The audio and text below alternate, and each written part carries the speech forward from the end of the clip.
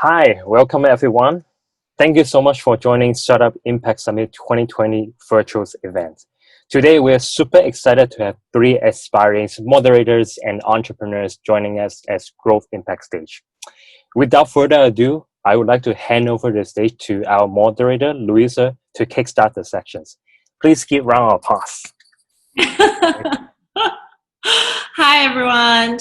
I'm Louisa Zhang. I'm a venture investor based in Hong Kong, investing in early stage companies globally.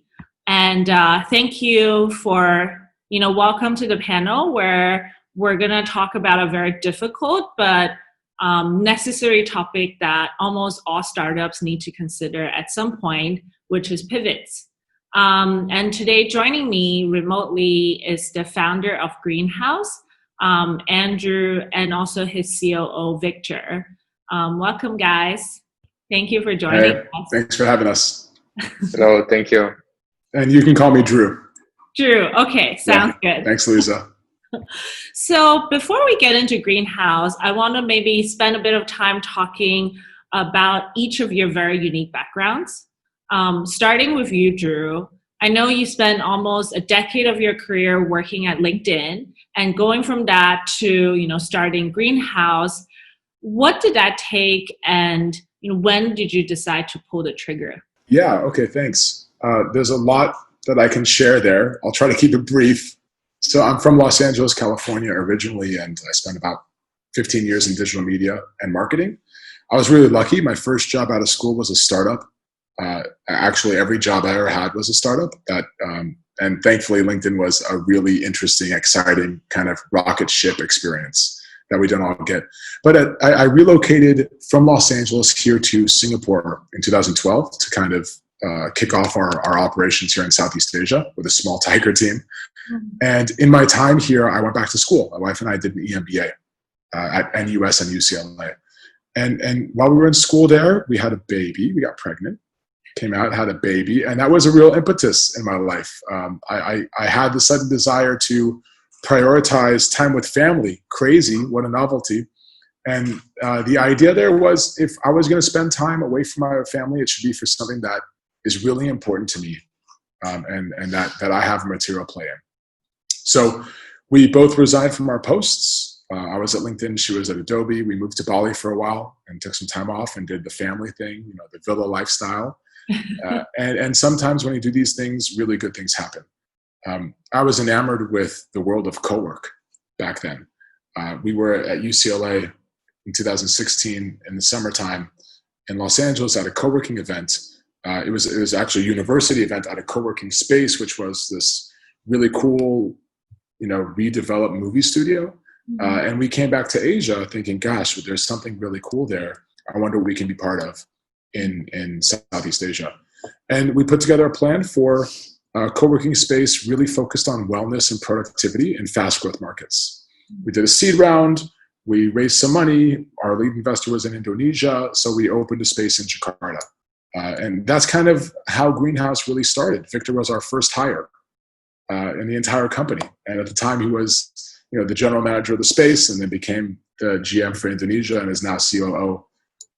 He's got a really colored background in startups. So I'll just pause there and I'll just pass it over now to Victor. Yeah, sure. Thanks, Drew. Thank you for that. And thank you for the event in general and for facilitating this discussion. Really appreciate it. So I'm originally from Bulgaria, but I relocated, I think, more than 10 years ago. I moved to Denmark, where I got my degrees. So I started in Denmark for about 7 years, and I started my first startup back in Denmark. We did a small incubator that was supported by the government for early stage startups. So we were working on that for a couple of years, and eventually I decided that I would like to try something new. And we started a new startup, which actually got admitted by Magic, which is the largest accelerator in Southeast Asia. It's a Malaysian organization. I think it's also government funded, and they kind of relocated us all the way to Southeast Asia. So from Denmark to Malaysia, and what we realized is that actually Indonesia was our largest market. I was actually running a marketplace for photographers at the time. before Sweet Escape, became Sweet Escape. So yeah, we actually, Bali was also our biggest market, which was very convenient. Hey, yo. Bali. Yeah.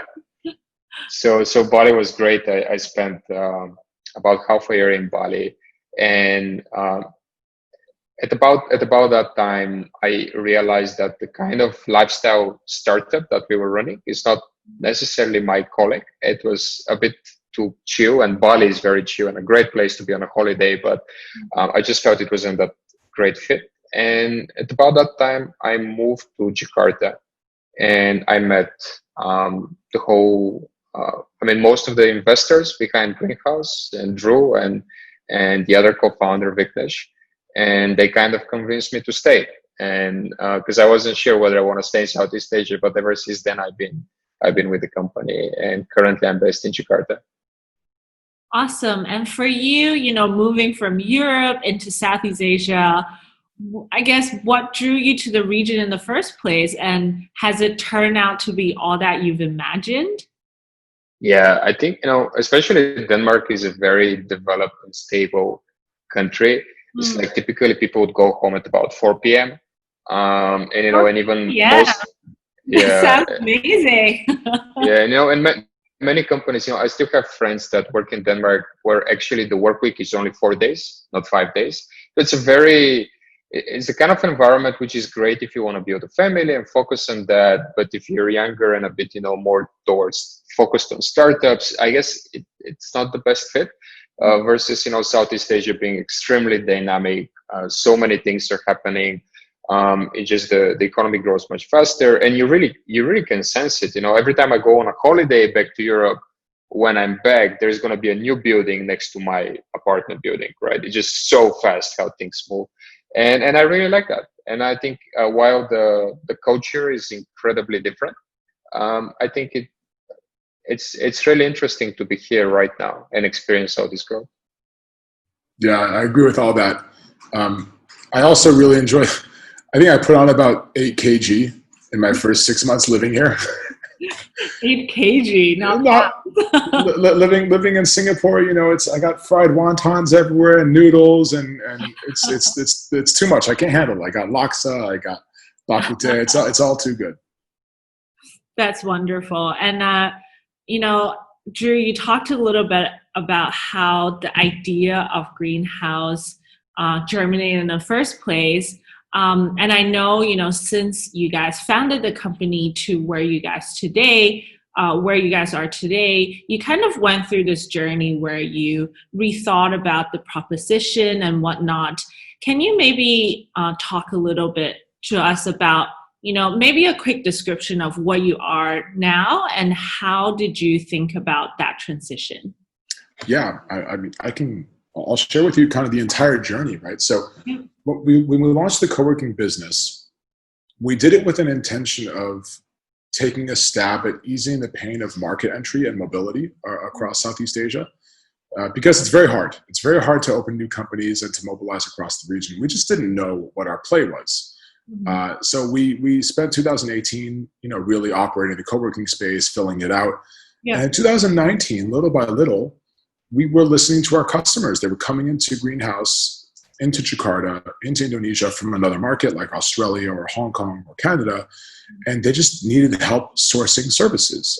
They would come to us asking for help to identify recruitment firms and tax advisors, and where can they find accounting services? How do I set up a company in Indonesia? And so by the nature of the workspace, we already had a lot of those relationships, right? And so we started to play matchmaker, and little by little, the volume grew, and we started to take a margin. And little by little, we realized that there's something here that is worth paying exceptional attention to. And at that point in time, it was a very interesting time in the history of our journey, because we had 3 real estate deals on the table, 1 in Manila and 2 more in Indonesia, right, to expand the co-work side of the business. And we pulled out of all 3 of them. We restructured the entire organization, and we allocated all of our resources to go towards corporate services and understanding how we could digitize the network we were creating offline. So, I do think you're right. I think that almost every startup will pivot in some capacity through their journey. And we were fortunate in that we had signals from our existing customers that were identifying an issue that was adjacent but very different for the problems we were solving with the workspace. Well, we started to really analyze the co-work industry, which had become very commoditized and is still today, and really started to show signs of negative growth, even though volume of co-working spaces are growing globally. I think there's more than 20,000 now all across the world. Most are operating at a loss, right?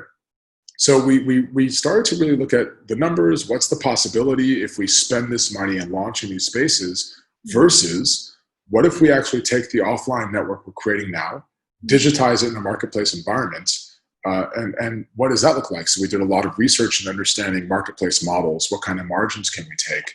How scalable does it become? And the profitability potential on this side of the house was so far and away above what we saw in co-work that we made the decision to pivot. And this was in Q3 last year. So this side of the business now that we're in today is really 3 to 4 quarters, almost a year old, right? And what we do today is we simply help to digitize corporate service providers. We bring them into a digital channel where we connect them with buyers based on data. We act as a marketing agent, driving media and content to identify buyers. And we're building software solutions to improve the workflow experience between buyers and sellers. So as you work with a corporate service provider, instead of sending your email and passport, instead of sending your passport over an email, and instead of working with them in a very analog environment, everything is digital. It's all through a console where you have chat features, document storage features, digital invoicing, digital payments. These are all tools we're creating through the course of the year. Thank you for sharing that. I think there are 2 points in what you talked about that I think is very interesting, and I want to maybe dig a little bit deeper. I think one is you really mentioned about listening to the customers and getting the signal from the customers. For any founders out there, that's just starting to build a business, building on an idea, how should they interpret signals? Like, should they be listening to signals and pivoting quite frequently? Or do you think sometimes these signals are just noises, that they're not delivering what the true value proposition is, and they should be going down the same path and they're just not there yet? How should someone interpret, the many different feedbacks that any company would get from customers? Yeah, I'll invite Victor to share his thoughts here because I know he'll have a lot of perspective being in the workspace every day. I'm based in Singapore, but here's what I will say. From the day that we launched Greenhouse, the workspace, our community was extremely important to us. Member experience was a priority, and so we set out to measure ourselves based on NPS. And we really made an effort not only to invite customer perspective, but to harness it, right? To recruit that perspective, consider it, and go back to them with what we're doing. That mentality is what gave us the ability to identify what signals we should be paying attention to. There's a very big difference between doing a customer survey and expecting real signals from the survey and creating a culture where everybody at the company is obsessing with member experience. Because in that case, you have a consistent flow of inbound demand and input. And the signals that we got were not signals that came from questionnaires or surveys based on the workspace. Yeah. It simply they became a stream of perspective because we had relationships that were valuable. So I'll digress from that because I think it's really important to understand that mentality as a culture and what that can invite to you as a business. That is how we were able to generate a lot of the input that became very important to us and how we could listen to the signal. But I'll invite Victor to share some perspective as well. Yeah, I mean, I completely agree. And creating a culture of listening is very important because you simply can't be everywhere all the time. You're not in every discussion with the client. You don't know when they submit complaints or when they're unhappy about something. So creating that culture kind of encourages people to come to you with this feedback versus, I've seen a lot of other organizations where, people are afraid to pass that feedback and they'll just keep quiet. So the first step is kind of, really creating that culture and making it okay for people to come to you. And I think the second element is that people suck at explaining you what they want. Like, people don't necessarily know exactly what they want, or maybe they believe they do. Good point. Yeah, but I think, the most important thing is to really understand the problem. right? Because the problem can be solved in so many different ways. And sometimes people try to push you in a direction, and I think you should be very careful, right? Because they don't really know how to solve it. If they knew how to solve it, they would have solved it already. They just know that it's a big problem. So I think we try to listen to their pain points, and then we try to attack them through with different types of solutions and see which one's going to click and it's really going to solve the problem, rather than trying to build whatever they're suggesting. And to stay on the culture of listening for a moment, that was equally as important to us with our suppliers. So once we started to connect our members with the suppliers providing the services, we spent a lot of time understanding why is this so valuable to you. That's how we learned that they struggle with deal flow. They're very dependent on referrals because there's no online channel for them. So the signals came to us because we created such an open stream of possibilities by fortifying relationships that bring value to both parties. I think that's really important. It's a real cultural issue, which, if you have very closed-minded founders who have a fixed view on what their product and their services are, they're going to really struggle. And it happens all the time in entrepreneurship, because you have a view and you have a vision, and that vision is intact, and you're unwilling to stream away from that. So many great companies have changed in so many different ways because they invite input and they create an obsession with understanding the possibilities through customer relationships. Yeah, no, that's very fair. And, thank you for sharing kind of the point on culture. Another point you touch upon as you're talking about the transition is about kind of market signals.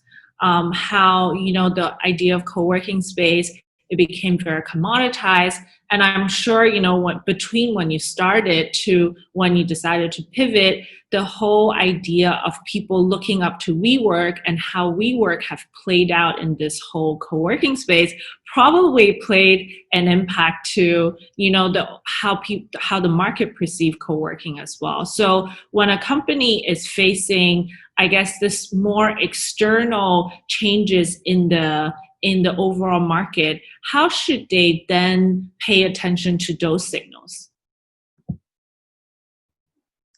I don't know where to start. We have to be humble enough to realize that there are many alternatives to our customers than what we are selling, right? And if we are humble in that, then we will take very seriously the movement around us. When we entered Jakarta, I think we estimated there are about 80 different co-working spaces in Jakarta, if that's about right, Victor. This is back in late 2017, early 2018. Today, there's over 200, right? We felt it right away. As soon as we set up and more entrants were coming to market, we realized that people were coming in and very quick to negotiate on price. The mistake we made is that we brought a real premium experience into a very price-sensitive market, right? Greenhouse focusing on productivity, focusing on wellness. The name Greenhouse was specifically crafted and chosen because we really wanted to inspire environmental consciousness and the benefits that can have on people in the workforce, even the relationships you can have within the office space. But bringing that into a concrete jungle doesn't necessarily work when the priority is around pricing and there are so many players that are feeding into it. We went so far as to meet a lot of the other CEOs for workspaces back in 2018 to talk about the pricing issue, because they were just undercutting one another constantly, and nobody can compete with WeWork. WeWork had a real aggressive strategy. Their strategy was to go into new markets and price everybody out, just dominate and kill the competition. So, you're forced to pay attention to those kinds of movements because they have a real impact on your daily business. The challenge is that so many companies build plans, and us, we were not dissimilar, built plans around raising capital at heavy multiples because WeWork was so successful at doing it. WeWork is an interesting case, right? I've never seen a company that's created an entire industry and destroyed it at the same time. Yeah. And so, I think that we all have to a degree obsess over the competitive landscape that we're in to understand the real health opportunities and risks. And for co-work, it was easy to see. Thankfully, we were presented an opportunity that we really embraced, and we pivoted before COVID. We've made all kinds of adjustments through COVID, like everybody has. Yeah. But thankfully, we didn't have to pivot during COVID, Yeah. which has been disastrous for so many startups. Yeah. No, that's actually a very good point because, I think you guys are fortunate enough that you actually heard the market signals and you did the pivot before. But, there's probably a lot of founders out there whose business is quite heavily impacted by the pandemic. And the challenge of every founder considering a pivot is the idea of sunk cost. It's the idea that you've already built a lot of things. Yeah, it's death. The original business plan. So how do you think about timing, and what are the triggers that make you say, okay, like this is the time I'm going to, really switch directions instead of not taking that leap and trying to, ride out the wave a little bit? Okay, why don't we break this up in two? Victor, I'll handle the pivot. Maybe you can talk a bit about some of the moves we made during COVID. The pivot, the writing was on the wall with co-work. And we could have made a massive misstep if we chose to ignore the writing, which is frequently a lot easier to do than to reset as a company. We'd be busted by now. We would have expanded into multiple spaces and we'd be dead. We would not even be having this conversation as Greenhouse today. It was that level of sensitivity. So the writing was on the wall. We recognized it, and we saw the opportunity with corporate services and digitizing a very nascent industry, and we made that pivot. When raising outside capital can sometimes be a really good thing and sometimes be a really bad thing. In some cases, it presents a different kind of pressure than you might have otherwise. When you're responsible for other people's money, you have to think very seriously about how you spend it and how you invest it. And we realized that investing into additional co-working spaces at that point in time was not in their best interest. And our obligation to our investors is to behave in their best interest. So it was actually very easy for us to acknowledge that we had to have the conversation around moving away from this model and towards something else. So that's a bit about the pivot itself. There's a lot we can talk about in time: how you manage investor communication, how you don't completely blow up your business. Should you blow up your business? We have a lot of loyalty to our staff, and we have a lot of loyalty to a brand and an idea that we create. But in many cases, it's healthy to totally disrupt it. It's like anything else. So we can talk about that, I think, whenever you'd like, but I will invite Victor to share his thoughts on what we realized and learned and took action on during COVID. Yeah, sure. Well, the thing with COVID is that when it started, you have two types of people, right? People that don't necessarily expect to impact you, and people that are super scared of it. Right. And I clearly remember the moment it became like we kind of started feeling it, across Southeast Asia. It's like, you just have all these conversations with so many, because, we help companies enter 9 markets. Right. So in a way, we have very interesting visibility of how companies are expanding and when they're investing in different markets. And I clearly remember the week when, suddenly people started disappearing from the pipeline. They just stopped talking to you. They're just gone, right? For different reasons, right? And some of them ask you to come back to them in 3 months, and some of them never reply. People that were literally ready to pay, they're signing agreements and they're supposed to transfer money, and suddenly they disappear. So it kind of, really accelerated at some point. And we were like, okay, we're going to need to do something really fast, right? And, and being a marketplace, we have two sides, right? We have the supply and the demand. On the demand side, it was kind of hard to reach everyone and to really understand what they're going through because, I'm sure they had a lot of problems internally. So, they just don't want to talk to external parties about it. But then on the supply side, we treat our vendors as partners, right? And we have built very good relationships with them. So, we started calling them and talking to them and understanding, what they're going through and how they feel about it. And, while most of them don't want to necessarily admit that it's bad, you could sense it. right? And also part of the reason why we started the marketplace is because they're just not digital. They just don't understand. You start talking about SEO, about SEM, about different social media channels, or anything like that, then you lose them. Like they have no idea how to use that. So we were like, what can we do? What can we do that in a way it's not going to be like too expensive, yet it's going to be supportive towards them, because we also can't spend an enormous amount of money in a downturn. Right. So, we started talking to them and realized that many of them, they did essentially use two types of channels, which is referrals and events. But events are gone. They like completely disappeared. So, and they can't facilitate any online events the way, we're doing it right now. They just don't have the expertise, and they don't even know how to use Zoom, to be frank, most of them. So, we started, arranging quite a bit of webinars where we'd invite them and educate them on how to use it. And, and to kind of set it up, we would take on all the work on, promoting it, preparing it, and just invite them to share their opinions. And, even if not each webinar worked out like in a way so it has a ton of people following up, you just strengthen the relationship a lot. They start trusting you more, they start appreciating you more, because, they feel that they're not just reactive, but they're just really doing their best by investing time and efforts into this event. So we've done a ton of webinars across the entire region. In fact, in 1 hour, we're doing one with Hong Kong, and like we have, people from Felix team that are actually speaking, and we have people from Singapore that we're going to be comparing Singapore and Hong Kong as startup ecosystems, right?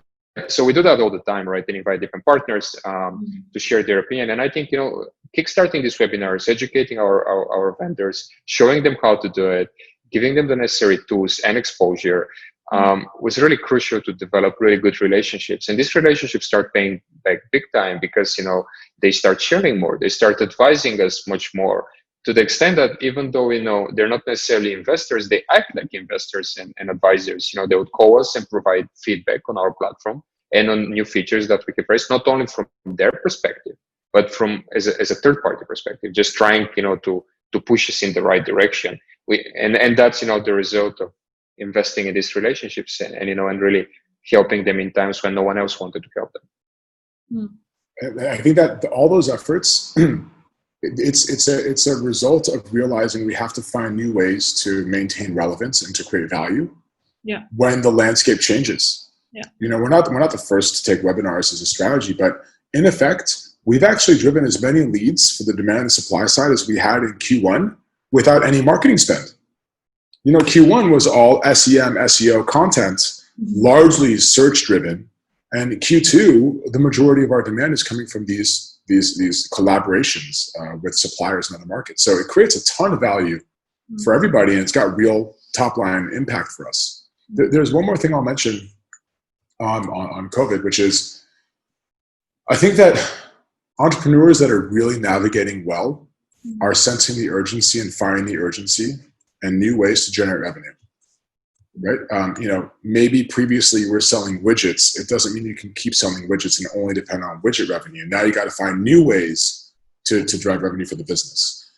We've been exploring a bunch, and we're still trying. I think that's really important. I think a lot of entrepreneurs who are watching this can relate.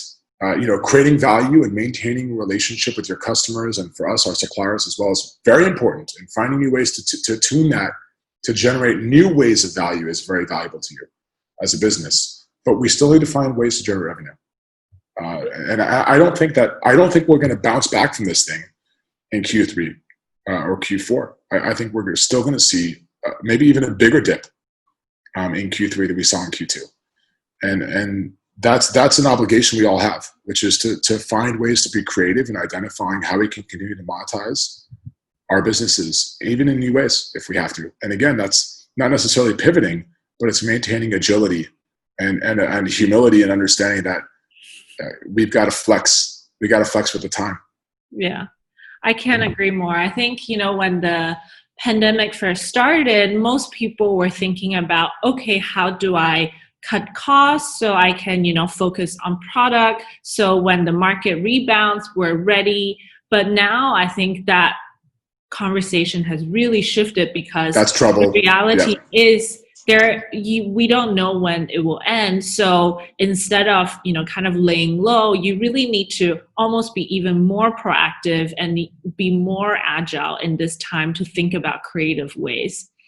And on that topic, I think both of you touch upon a very important aspect, which is communication, whether it's communicating with your customers or communicating with your partners and even stakeholders like shareholders, advisors.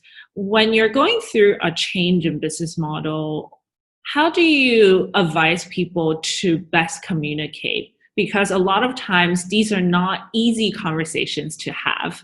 How should someone approach this so then they can still maintain that very good communication?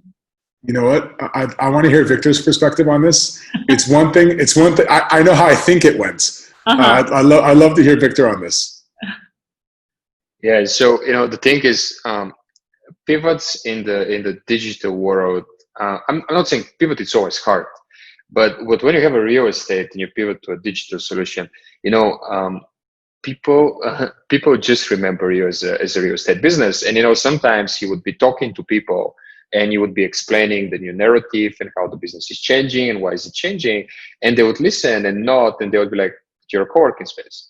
And you're like, well, I just described that. I'm not, right? And up until today, right, people that, because our space is also pretty memorable, it's a penthouse space, it's 9-meter ceiling. It's a premium space. And whoever comes here, it typically leaves a lasting impression. So whoever's been here, it's really hard to communicate it to these people, right? They're the most difficult people to really understand our pivot. So I think only now, being, what is it? It's going to be July soon. People start coming to me like, but you're not a co-working space, right? So it took about, 12 months of communication across different channels, changing, descriptions, changing the website, changing your social media communication, all the content that you're creating, doing events, doing a ton of efforts across every possible channel. And only now people are like, oh, I started realizing that you're actually not a co-working space, right? So it takes really long time and it's hard. And I think it's even harder.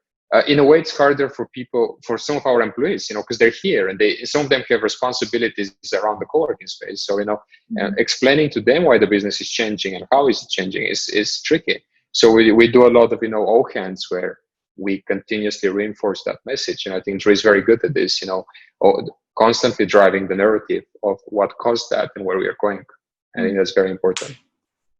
Yeah, for internal communications, we were really upfront with our staff, right, around why we were making a pivot. Here's the state of co-work has changed. It's become incredibly commoditized. Making money is difficult. Being profitable is difficult, and we can't operate a business at a loss with the expectation that we'll grow. Meanwhile, here's what we've discovered, right? So this is where we really talk about this new business here that is really interesting and catching our eye and why this is appealing. But I think the reason we succeeded in pivoting internally is people just want transparency, right? People want to know what's happening within the company they work for. I think having that open dialogue is super critical. We have a monthly all hands, like many companies do, where every business owner stands up and presents whatever is happening in their business, good, bad, and ugly. And we openly share where we're investing our resources and what we're doing as a business from an executive perspective. So we presented the case of the pivot to the team, and then we open with that and center our all hands around that pivot in every single monthly meeting thereafter. So I think a lot of founders, and I've been guilty of this in the past, make the mistake of assuming that because you address it once or twice along the way, people get it. Yeah. But we're not like that. We're creatures of habit, right? And so you have to change your entire rhythm of communication to center around what you're trying to change drastically. So internally, that's how we approached it. Externally, with our investors, for example, that gets tricky, doesn't it? Because you have people who give you money because you're going to go build, building X. And then you end up going to them and go, hey, building X is on fire, man. We're going to get out of building X. We're going to go to boat Y. Let's go get in boat Y. And these investors have they've literally taken money from their pockets and put it into your business. And so, you've got to do the due diligence to make sure that they understand. And we have to, the challenging thing there, I find, is you have to present it to them in ways they will understand. And not everyone is the same. People understand things differently. We consume content differently. So that took a lot of attention. What I will say, what I learned in that process is we can't underestimate how careful we have to navigate those conversations.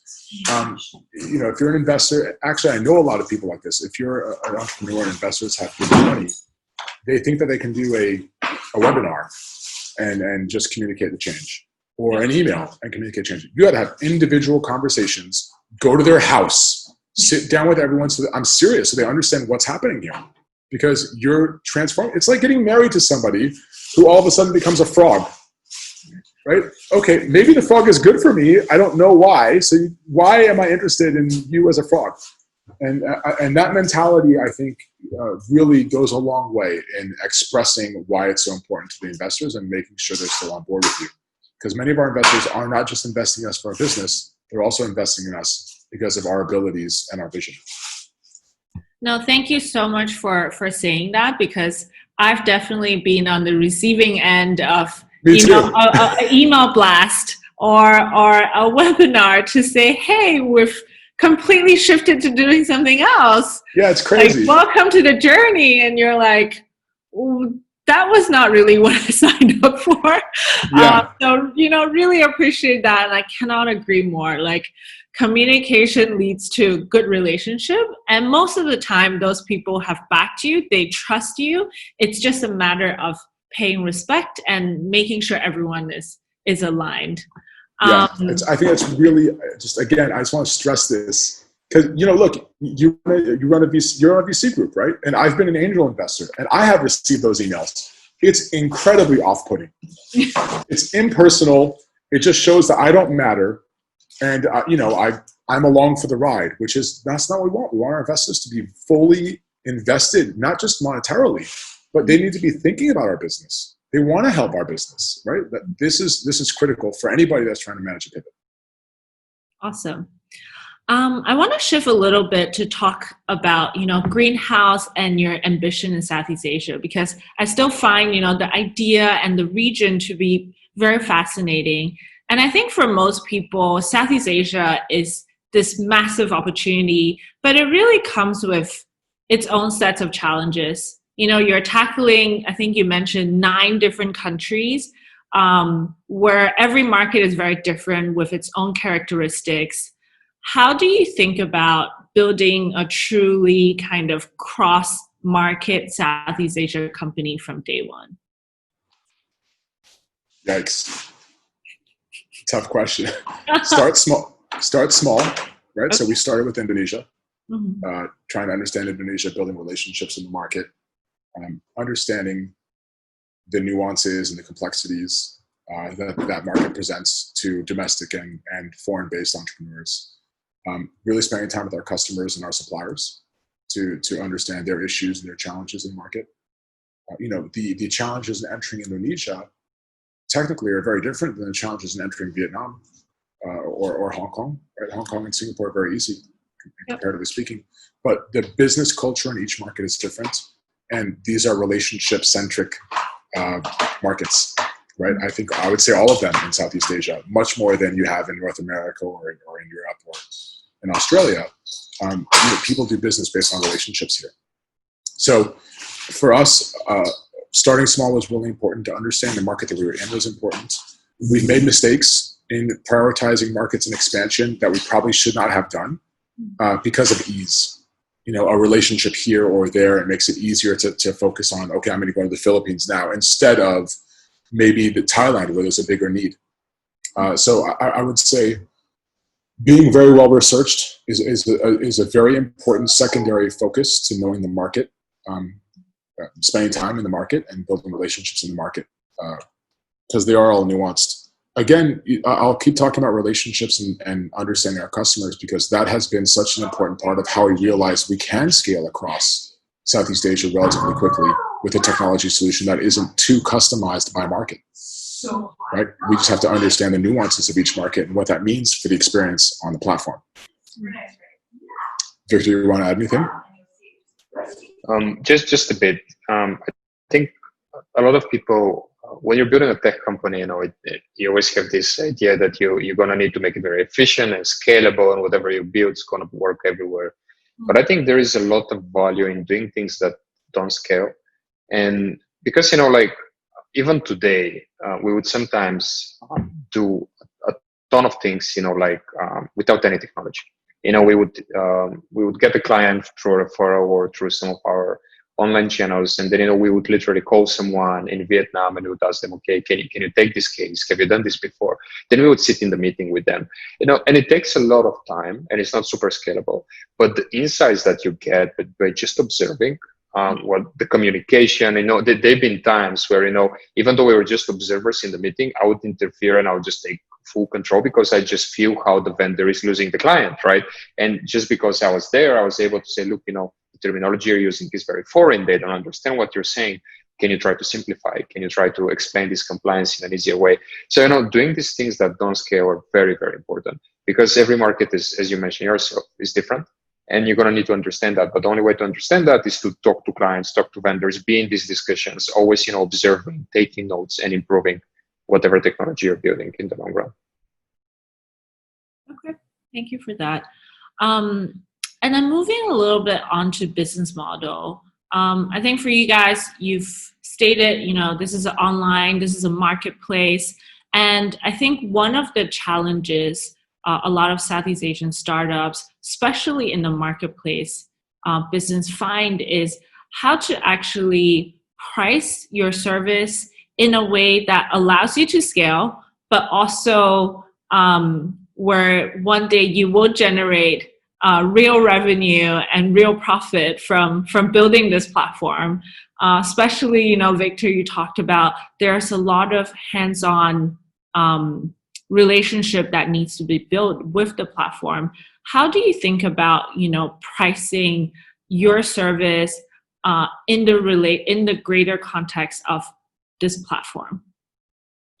And being a marketplace in a way, obviously, of course, we have a say on our commissions that we charge, but to a big extent, it's our service providers that set the price, right?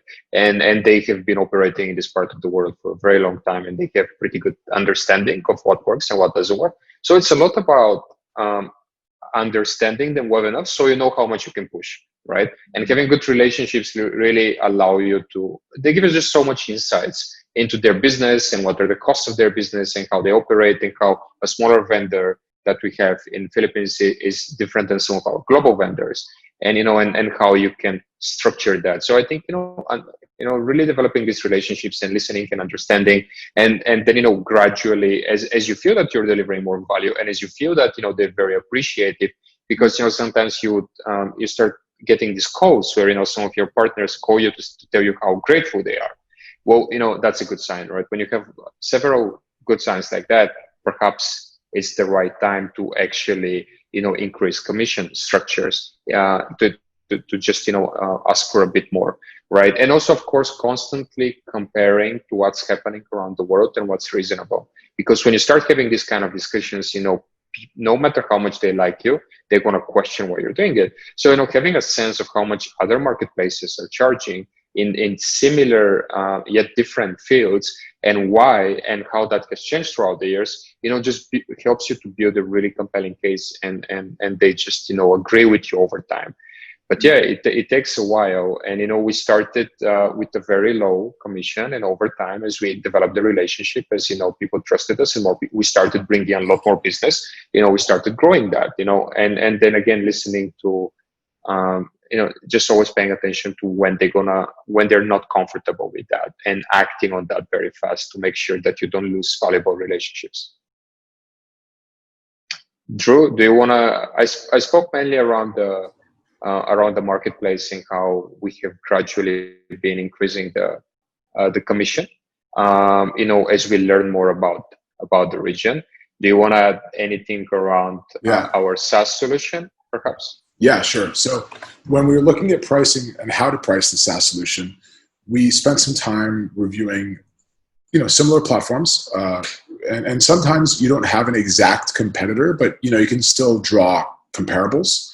And we made a point of looking at how they're priced differently by market as well as company size.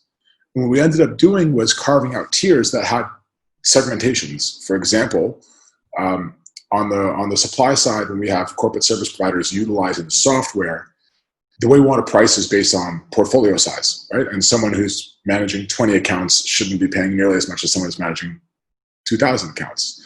So we tiered off based on enterprise, mid-market, and boutique, like many companies do. But we also broke it down further by market. If you look across APAC, you're going to find some very developed markets where there's less price sensitivity and some still very emerging markets where there's hyper sensitivity. So we carved out segmentations for emerging Asia, developing Asia, and developed Asia. And there's different prices based on those three criteria. So, we took the time to understand the fragmentation of the landscape. We took note of some of the players that we thought were doing it well. Many of them have changed their pricing model like 2 years in, which is great for us because we can learn from them. Yeah. And so we don't have to go through those same growing pains.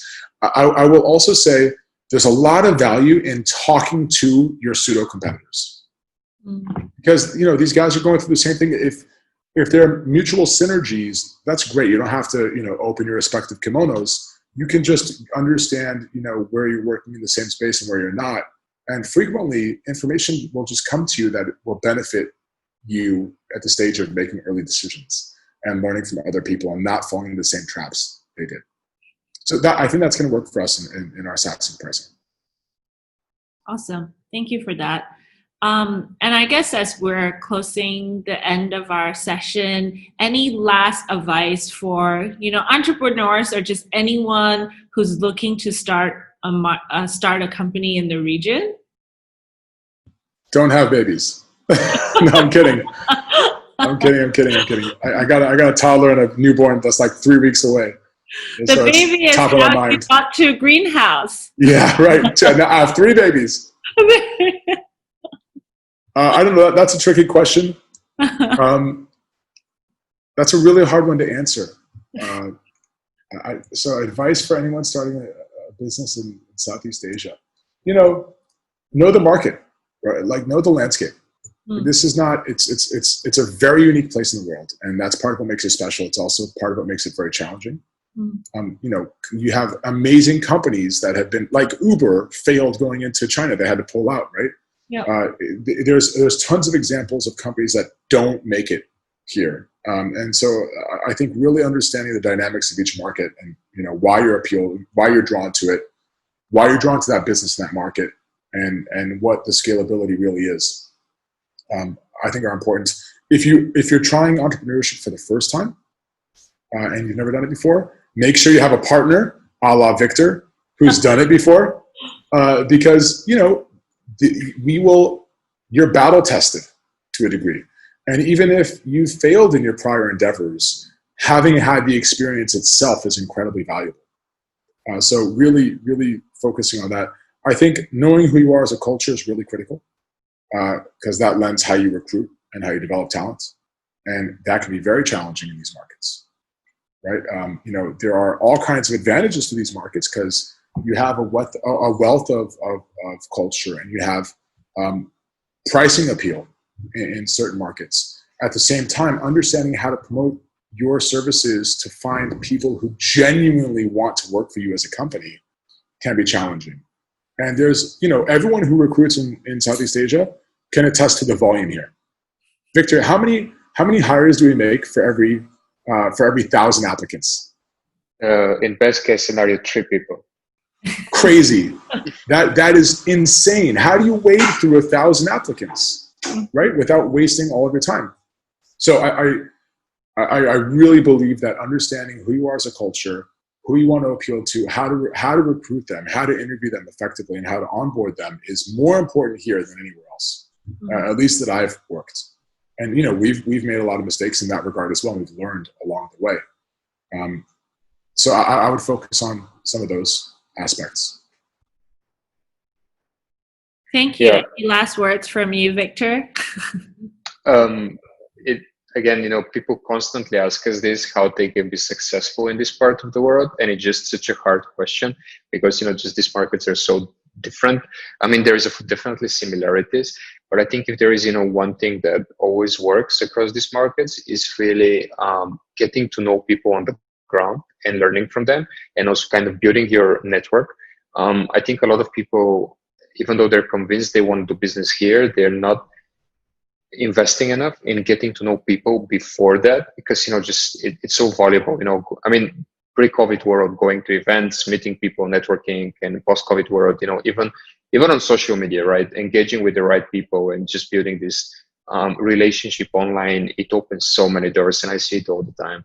So I think the most important thing is to, before you're ready to enter these markets or start a business in this market, just get to know people, build your relationship, and build some kind of sense of how these markets operate, and only then